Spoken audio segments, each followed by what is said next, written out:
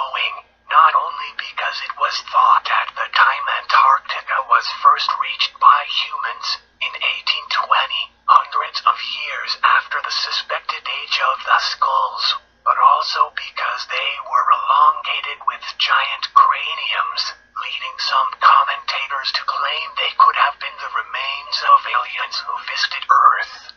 The reports claim that an archaeologist called Damien Waters and his team uncovered the skulls in a region of Antarctica called La Pale. They were hailed initially as the first human remains uncovered from Antarctica, before it changed to the first remains of aliens found on Earth. Mr. Waters, allegedly an archaeologist from Smithsonian Institute of New York, reportedly said after the alleged discovery in 2014, "We just can't believe it. We didn't just find human remains on Antarctica, we found elongated skulls. I have to pinch myself every time I wake up. I just can't believe it. This will redefine our view of mankind's history as a whole." Elongated skulls have been found in Peru, Egypt and other areas with an ancient historical past. While many conspiracy theorists point to them of alien visitations of Earth over the centuries, they have been explained away as a bizarre practice by some ancient civilizations to extend the length of the skull through manipulation from an early age. Conspiracy theory websites reported at the time about the Antarctica skulls. It shows there was contact thousands of years ago between civilizations in Africa, South America and Antarctica. These elongated skulls are much, much larger than normal human skulls would be. Purposeful cranial deformation can change the shape of a skull, but it cannot increase the volume of the skull. In addition, these skulls have quite a few other important physical characteristics that greatly set them apart from normal human skulls. But aside from debates over whether the skulls were human or alien, there is now one over whether they were actually found. It appears the story could be online Chinese whispers at their worst.